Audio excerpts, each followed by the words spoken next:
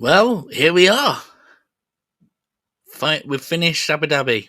We're going to be doing a race review of the Abu Dhabi Grand Prix for 2025. And, well, there wasn't really much that happened.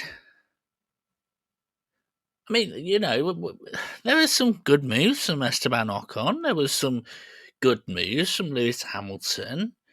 There's obviously the situation with Yuki Tsunoda.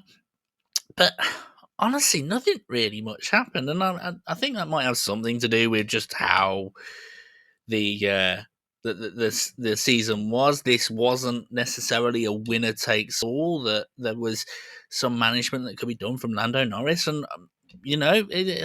so the race didn't really have that much on it. So I thought what I'd do is I'd sort of like put a bit of a twist on this. Let's go straight into the entire season review and actually look at the three main protagonists, the three title challengers for the F1 2025 season.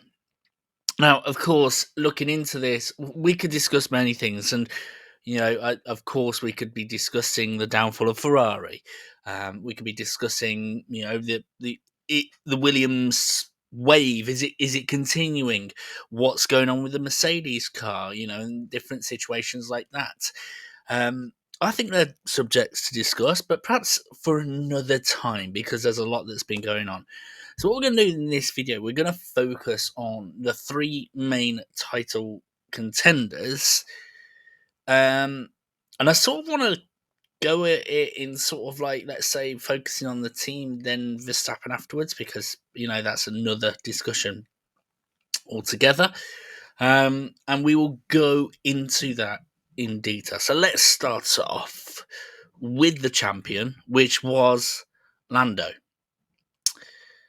And I've got to say, look, I've clearly got a favourite, right? I think that's clear to see that my favourite wasn't Lando, but that's nothing against Lando at all. Lando for this entire season has actually been very measured, very solid, and actually, if you were to look at like the controversial incidents, and we will obviously discuss one of them in a bit, they had very little to do with Lando himself. It was either like sort of he was on a different pitch strategy and there was accused of bias towards him, but that wasn't him. In a sense, the same criticism that could be levelled at Lando is on a similar sort of level that was aimed at Verstappen in his first two championship years, where yes, there were problems, but the problems had nothing to do with Verstappen himself. He still did his best, and yes, Lando Norris did make it difficult by being unnecessarily hard on himself, but I mean that's what happens when you're not a world champion yet, right? Lewis Hamilton had exactly the same in 2008, where he had this downturn in form. The situation in Canada, for example, where he retired by accidentally crashing into Raikkonen in the pit lane, right? They end up having this sort of like negativity on them. So I think it's actually fair that Lando was a bit critical on himself. I don't expect that to be the same next year because, after all, he's now world champion. He now is going to have number one on his car. He's confirmed that himself. So if he is hard on himself next year, then that's a different subject altogether. But on the whole, Lando has just been consistent the entire way through. Of course, it's not been perfect, but it's been consistent. So actually, when you look at it, Lando Norris has probably deserved it the most. But I don't really want to talk about where Lando won it.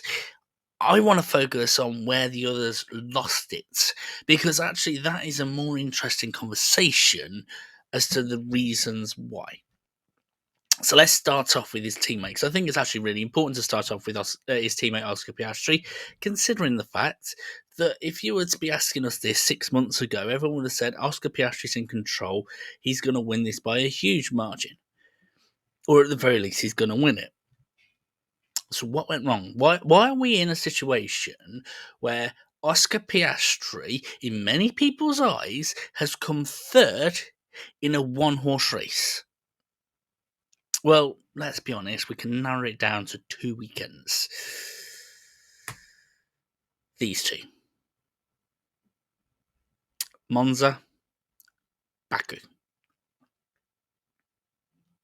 Now, I'll start off by talking about Baku. I know it was the second one, but Baku was the nightmare for Oscar Piastri because, yes, whilst he might not have got a huge amount of points, maybe like 5 or 6 because of the situation that he was in, at that point it was all about momentum, and this particularly killed his momentum in the false start and the situation where basically because of the false start he ended up 20th without a penalty. Again, I have my thoughts on the false start rule, and in an eagerness to sort of overdrive and recover and give back to the team, he outbraked himself, crashed into a barrier, and was the first one out. And that killed his momentum. I've got no doubt the next 5 or 6 races, he would have done a bit better if he had at least a consistent performance at Baku. But honestly, I think it started the race before at Monza, and that's the reason why I've pointed this out. Now, I've made my comments clear about McLaren and their decision. I don't agree with the decision, but I am going to say this, that I do understand their decision. After all, Lando Norris was second, Oscar Piastri was third, and they finished up in second and third. But you get the feeling that the focus had shifted. And put yourself in Oscar Piastri's situation here, right? Just imagine, right, you are doing your very best to be to get a particular job, a particular role, a particular privilege in life, and you're constantly hearing chatter, whether true or untrue, of going, the person who's in charge, they prefer your mates over you. The preferences are going there. You can see how that can sort of start. It can start off where you're going, do you know what? I'm going to prove them wrong. I'm gonna try and prove them wrong. And I think in Baku, Oscar did a bit of a over, I'm going to prove them wrong, which kind of killed the momentum. I think he's made a lot of learning points, and the fact is, whilst Lando had his practice run last year, Oscar didn't, and this is his chance. As long as the car is good next year, which we will obviously discuss how the cars are different next year and how fascinating it is. At the very least, from Oscar's point of view, he's going to learn things that he will take into next season, at the very least in his inter-team rivalry with Lando Norris. And I think it'll be very fascinating to see how the chemistry changes next year when it comes to that. But here's the thing, right? This Monza incident, forget everything else. It's just this Monza incident on its own where they swap positions. If Oscar Piastri had been in second place and Lando Norris would have been in third place, guess who'd have won the title? Max Verstappen. And I've seen on social media some Max Verstappen fans going, McLaren have manufactured this, and actually Max Verstappen is a deserved winner. And if circumstances had been a bit more favourable to him and McLaren weren't being like this, then he would have won the title. Well, just hold on with that thought, because Max Verstappen could have still won the title completely in his own control. If it hadn't have been for what happened a couple of months earlier. Barcelona. Max Verstappen got a penalty for this, for his reaction, his aggressive reaction. Lost 3 places, I think it was, or 2 places, right? He was 2 points behind Lando Norris. This seemingly nothing incident and Max Verstappen's aggression, this cost Verstappen 4 or 5 points. This cost Verstappen the title. Yes, Max Verstappen has been electric and amazing over the past few races, right? I think it's sort of like he's won 5 out of the last 7 races or something like that. That is elite level performance of Max Verstappen. It was actually a similar level performances to that you see from a world champion. You look back in 2021, Lewis Hamilton up until Abu Dhabi was the one that was racking up the regular wins, that was basically closing the gap. Right, world champions seem to have, ones that have already won a world championship, they have this mentality of being able to close a gap really, really well. But it was Max Verstappen that ruined his own championship with this.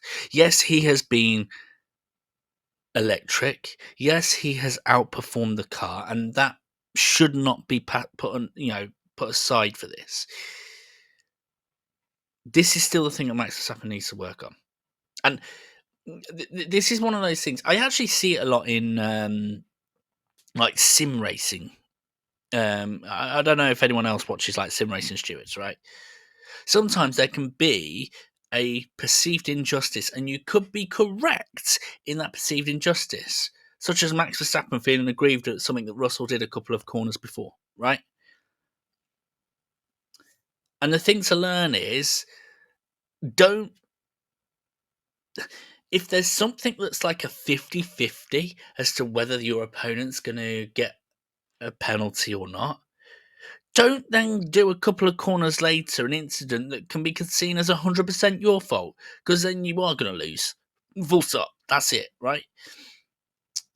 Now, I am going to say that Max Verstappen probably was in a negative place in terms of where the team was. That's probably half the reason why Christian Horner left.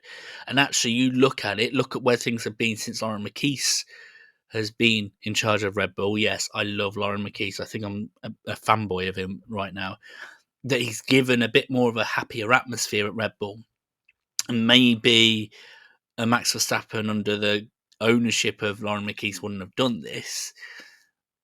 But that's still worth pointing out, right?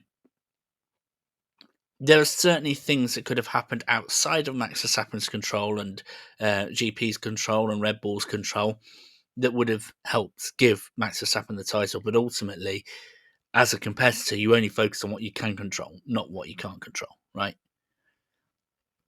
You can't control the car being garbage. You can't control what other competitors do, but you can control how you're going to react to certain things, how you're going to be. And as amazing as Max Verstappen has been over the years, this intense wreck attitude is the reason why I don't enjoy Max Verstappen. This might be a hot take, right?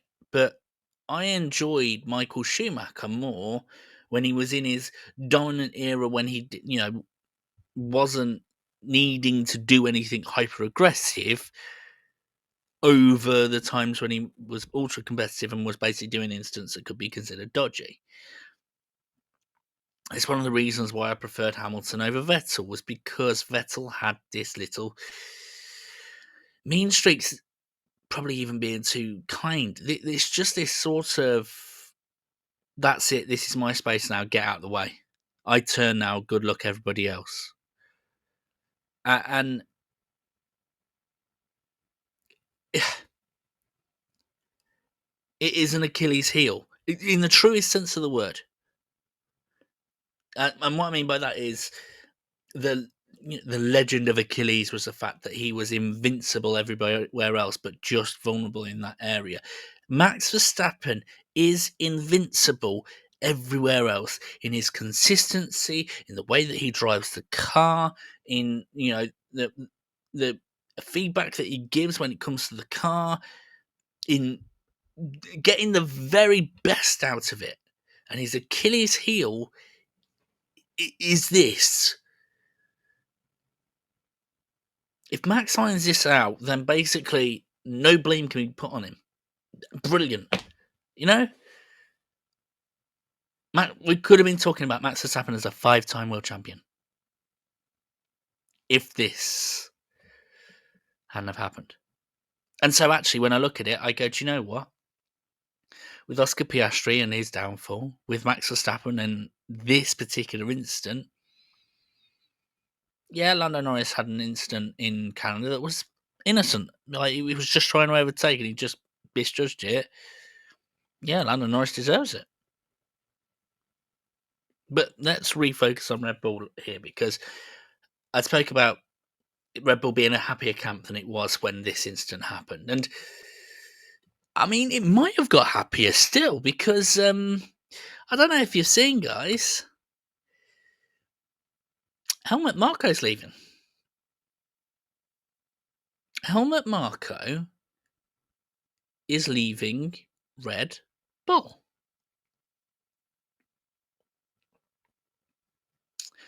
Now, here's the thing. What is Helmut Marko's legacy? I think it's important to mention that, right? And I think let's start by talking about the positives, right? Helmut Marko is making the best out of a bad situation. I don't know if anyone knows this, but Helmut Marko was once a racing driver. Was involved in a really serious incident that basically involved his left eye, I believe it was, and blinded him, half blinded him. That was it. His racing career was done. Because I don't know if you know this, but if you lose sight in one of your eyes, you lose complete perception. You get a bit of a misunderstanding of, like, depth and different things like that, because you need both eyes to be able to see that to a certain extent. So what does Helmut Marko do when he loses that joy? He finds another way. He starts spotting other talent. He builds a relationship up with Dietrich Mateschitz. Joins the Red Bull Racing program. And let's look at the people he's brought through. Without looking at obviously the incidents, everything like that. Just the people that he's brought through. Sebastian Vettel. I'd say even Scott Speed was decent as well, actually, to be fair. Right? Daniel Ricciardo. Max Verstappen. Pierre Gasly. Alex Albon. Yuki Tsunoda. Liam Lawson. I will count him as a good one. Isaac Hadjar. We'll discuss that in a bit. But then even looking away from Formula One drivers at the moment, let's look at Formula E. Sebastian Buemi. Anyone remember him? Incredible driver for Formula E. Under Helmut Marko's leadership. Sebastian Bourdais weren't too bad either. There's a lot of Sebastians at that time. I think there might have been a preference. But he did have an eye for talent. It wasn't bad. He knew a Formula One racing driver he knew a racing driver when he saw one, right? He was good. He was good at that. I don't think that should be forgotten. But it should be considered alongside the context of the less good stuff. The comments he's made has certainly provided this atmosphere of dislike and disunity. Now, there might have been some of his comments that might have been factually correct. I don't know which ones they are, but there might have been some that were factually correct. But when you're making disparaging comments, factually correct or not, about drivers in your own program, about drivers that are racing for the teams that you're supposed to be advising for, firstly, who does that reflect badly on? You're the person that found the drivers. But secondly, do you really think you're going to be contributing to a worthwhile atmosphere? There's some co-workers, that we all have, some friends that we all have, where we go, oh my God, they're useless. We think it, we don't say it. Because as soon as we say it, it's dropping the bombshell and everyone, it just kills the vibe. People like go, well, if that's what so and so is saying about saying about, you know, this guy, then what are they saying about me? And there ends up being this dislike. And actually, going back to Isaac Hadjar, yes, he identified him, but he also labelled him an embarrassment. And Isaac Hadjar's moving to Red Bull next year. Now, I have no idea whether Helmut Marko leaving Red Bull is part of Isaac Hadjar going to Red Bull, but I am mighty glad that Isaac won't have to come into contact with the guy who labelled him an embarrassment at the start of the season. Helmut Marko reminds me of quite a lot of the older generation leaders of Formula One. You know, the Bernie Ecclestons, the Max Mosleys. I'm trying to think of others right now. Ron Dennis doesn't really fit into that picture. But Flavio Briatore, another good example. These guys that clearly are talented, clearly are they know what they're talking about, right? But you just sometimes wish that they'd talk a bit less.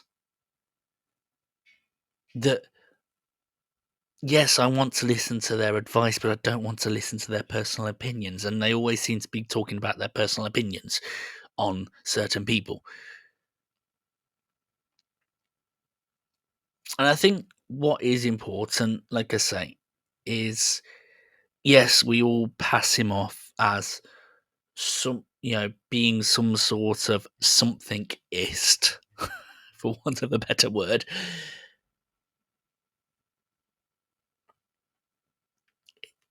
He probably just talks too much about other people. And actually, if we were to focus on the things that he does do well, he did them very well. And he is responsible for a large portion of the motorsport family that we are watching on a weekly basis, we are looking forward to on a weekly basis, we are enjoying on a weekly basis, and that should never be forgotten. So, Helmut, thank you for the good stuff that you have provided, and at the same time, good riddance. So, guys, with that in mind, that wraps up the season. But we're not finishing, by the way.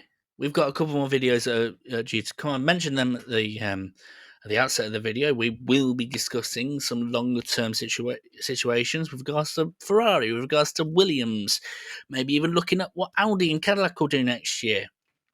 We also got a couple of reviews that we're going to be doing as well in terms of looking at the youngsters, the young drivers, the rookies that we had at the start of the season and how well they performed and where I rank them in how well they've performed. But the one that I'm worried about is my predictions video. Are my predictions better than a D20 dice? I am very much looking forward and terrified of both of those things. But until next week, when we start to consider those subjects, all that's left to say is if there's one that you would like us to do first, please let us know in the comments below. Feel free to like and subscribe to the video. And until next time, guys, take care.